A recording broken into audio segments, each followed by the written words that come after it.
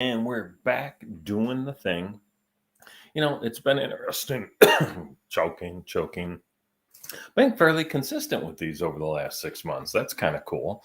Not like every week consistent, but come on, people, mostly consistent. Done more of them than I haven't at 10 o'clock on Tuesdays.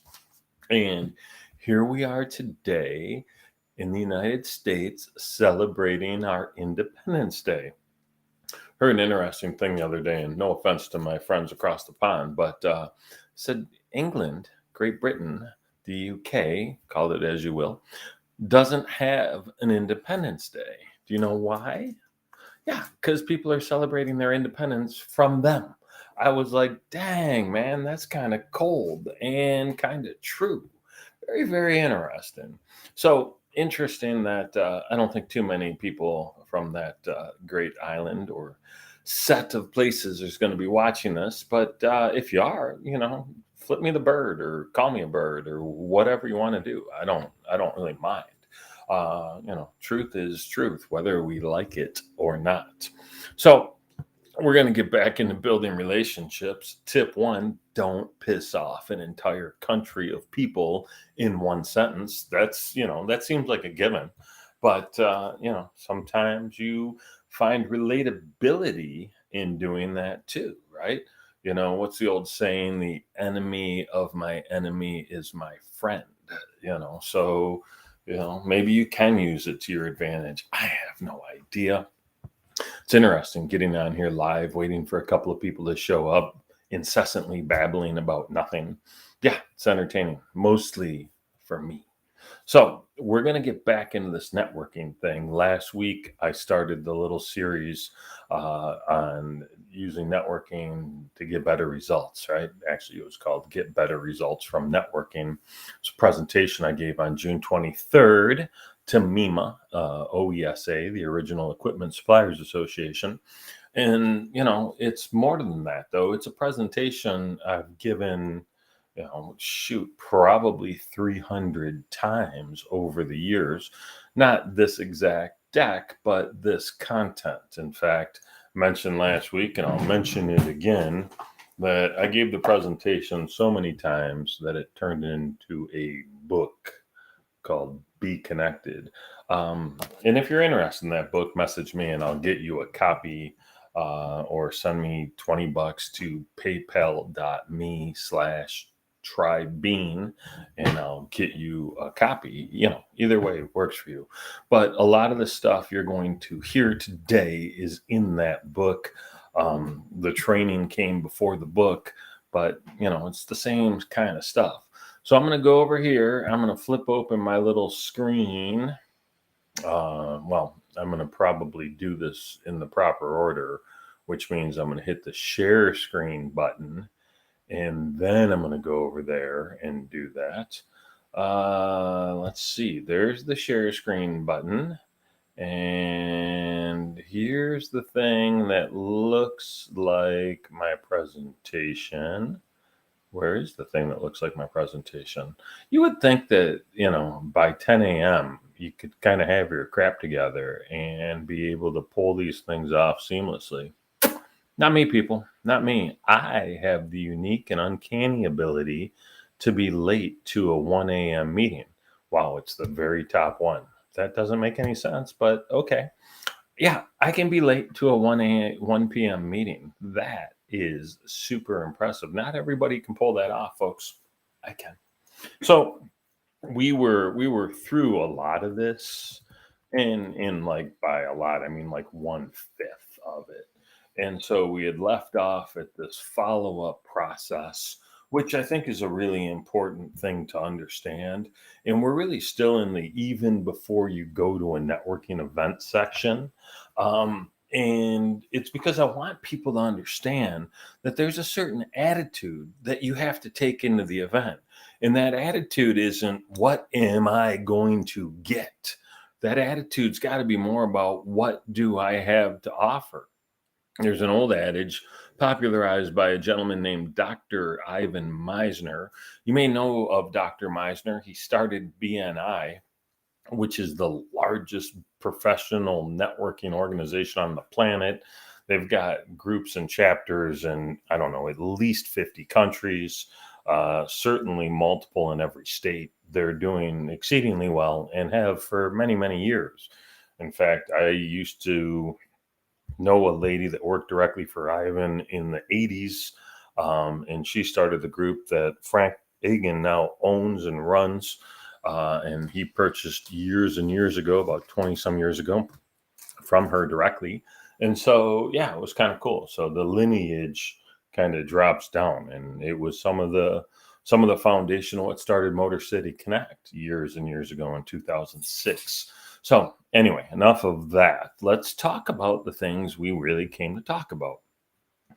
This whole thing, to me, this being better at asking questions is super important, whether you're in sales, whether you're networking, whether you're a leader in your organization, whether you're a parent.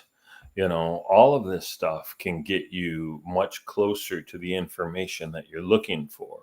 And one of the key components of networking is finding common ground, right? When we find common ground, we're able to build relationships more efficiently and deeper, right? So we can go fast and deep if we use better questions. And so I always talk about the two types of questions being open and close ended, and really knowing when to use which. Closed ended questions are great for fast answers, right? Uh, do you want coffee or tea? I want tea. I'm always going to take tea. That's just me. You guys can drink all the coffee you want. I like tea. That said, that's a closed ended question. It's two choices. Do you want to go out to eat? Yes or no? Closed ended question. They don't give you a ton of information, but they give you the exact information you're looking for when used properly. Open ended questions, however, allow the listener or the responder to give lots of detailed information, or as much details as they'd like to give, and lets them talk. So, we kind of use open ended questions to get to the heart of the matter, to really understand what's going on, and to most importantly, give the other person the opportunity to speak. We give them the mic. If we were Lord of the Flies, we give them the conch. So it's good to use these. And again, finding that common ground becomes so dang important. And so, not necessarily on this slide, but I'm going to tell you about it, because there are things that are common experiences for all of us. We all eat, right? So what's our favorite food? What's our favorite restaurant? Where do we go often? What do we like to cook? Do we cook? Are we a good cook? Right? So food, we can find tons of common ground around food. We can also find common ground around the arts. So whether it's music or movies or books or television programs, those things, or actual literal art, like, sculptures or paintings. Those things you'll find common ground really easily. And, we can really bond over things, especially music and art. If you have similar taste to someone in those areas, it's kind of cool. And books are always great to talk about, or podcasts now, or audiobooks, right? Because it shows an interest in learning and growing. And, ultimately, we really want to be around people that are growth minded and on a similar track that we are. So, those things are great. The other things that's really cool is, where did you grow up? Where did you go to high school? Where did you go to college? What did you study? What sports did you play? What sports do you watch? All of those things allow us to find common ground. And then the last one that we bond over really, really quickly is if you're a parent or not, right? And because there's a very different lifestyle when you're working all day and raising kids all week, all year, all every second, right? So that's a real interesting common ground kind of bond. So those are just a good list of how to find common ground. Now, this next slide, I'm going to argue with myself, as I always do, which is more important, asking questions or actually listening to the answers. Because, like, what good are the questions if you don't listen? And if you're listening properly, your questions will come to you naturally based on what you heard in their answer. So you can continue to build a repertoire of questions based on what they just said. Now, you can look up critical listening. All right, never mind. Don't bother looking it up. I'll just tell you. Listening to the big points, the main idea, right? You're listening for the important issues. Empathetic listening is really more like what you would do in the role of a therapist or when you're counseling someone or someone's having a tough time. But most of us are going to spend time in an active listening role. And the best way to say what active listening is the idea that they say something, you repeat a portion back to them, not necessarily word for word, but just it out and feed it back to them. This is the single best way to make sure that communication, proper communication, actually occurred, right? It allows for an understanding, because sometimes what the sender of a message thinks they sent and what the receiver actually hears can be totally different. So active listening assures that there's no miscommunication. So get a lot better at that, right? And again, I'm talking about stuff you want to know before you even set foot in a networking event. So those questions, the listening skills, tighten those up before you go. Um, and then this piece right here, this is an amazing quote that I stole without ever knowing I stole it. I used to always say it's far more important to be interested than interesting. And what I mean by that is you become incredibly fascinating when you're actually honoring the person you're talking to and listening to them.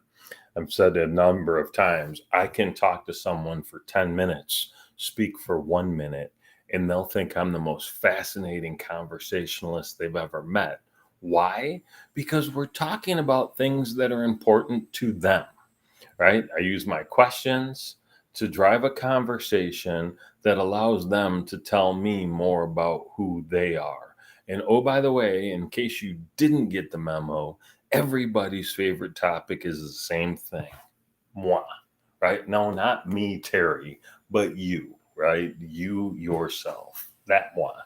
So be interested, right? Don't worry about being interesting. Being interested will make you interesting enough. Um, I like this idea about being willing to learn in a networking event. In fact, one of the benefits I talk about from networking is increased business acumen. If you're showing up to a weekly event, you're learning about the people, you're learning about their business, you're learning about how their business operates. You can't help but improve your business acumen. All of a sudden, you're going to know what mortgage people do, what real estate people do, what insurance people do, what telecom people do, what computer sales people do, what car sales people do, maybe what the flower shop does. I don't know who's in your networking group, but you're going to learn about attorneys and you're going to learn about accountants and you're going to learn a bunch of different things. And if you're actually paying attention, it's a really, really positive way to become a more trusted resource for your clients because you'll have a broader scope of how business operates and what businesses operate than just the stuff you do. So it becomes really a powerful thing and a really good approach, not to mention a really good benefit from being an avid networker. So do that. This is going to probably be the last slide for today because I just want to talk about this idea for a couple of minutes. Your awareness quotient, AQ. Listen, you know what your IQ is. You've probably heard about your EQ, your emotional intelligence. But what I want you to think about is what's your awareness quotient? What's your AQ? And when I talk about your AQ, I look at it from two very different perspectives. Number one, your internal awareness, and number two, your external awareness. So let's start with one, internal awareness. How aware are you of you? Right. And what I mean by that is, do you know what your right sleep pattern is? Do you know when you're strongest during the day, when you have the highest energy level? Do you know what the right amount of exercise is, how much you should eat, what you should eat, when you should eat? Are you taking in enough water? Are you feeding this temple? And I'm not just talking about food and water or drink, I'm talking about knowledge. And are you feeding your soul? Is your spiritual awareness tight? These are all things that come under the internal awareness quotient. And they're really, really important because this is how you bring your best you into every interaction. And it's also good to know when you're not going to bring your best you into every interaction. Because Don Miguel Ruiz's The Four Agreements, the fourth agreement is always do your best. And he plainly states that your best is going to vary day by day, week by week, moment by moment. But if you're always doing your best in whatever moment you find yourself, you can't find fault in the things you do. Speaking of internal self talk, right? What are you filling your mind with? That self talk is such a key component. And so, if the internal awareness or internal AQ is all about you inside, well, then the external AQ is what do others know about you? It's about your brand, right? It's about how you show up. It's what people say when you're either walking toward them or walking away from them. It's about making sure that in a room full of opportunities, you're owning your network spot one in their mental Rolodex. So they say that is the person you need to talk to. So it's about that piece. So, how's your AQ, right? And which area do you need to focus on raising more? Is it your internal? Is it your self awareness? Or is it others' awareness of you? And my guess is it's at least one of them and maybe two. So, really, really important construct and conversation around this that I absolutely adore having. Um, and again, I'm looking at my clock and I know that it's about time to wrap this up. So I'm going to come back over here and see your smiling faces real quick and, say hi. There I am. It's July 4th. We're independent. Do you feel it? Do you feel more independent? How fun and exciting. So that's cool. We're going to go celebrate and hang out and do July 4th-y kind of things for the rest of the day. And I hope you do so as well. I hope you're safe. I hope you're happy. And most importantly, I hope you have a wonderful rest of the Tuesday. I'll be right back here next Tuesday, July 11th at 10 a.m. Yeah, try being at the 10 spot. It's what we do. You can see these videos through my LinkedIn scroll or on my YouTube channel, youtube.com/trybeanway. And a lot of them end up making it to my website at trybean.com. I'm here and available to train and coach or do keynote presentations to you and your team, your peeps, and I would love it. So invite me to do so. Y'all have a wonderful rest of the day. See you real soon.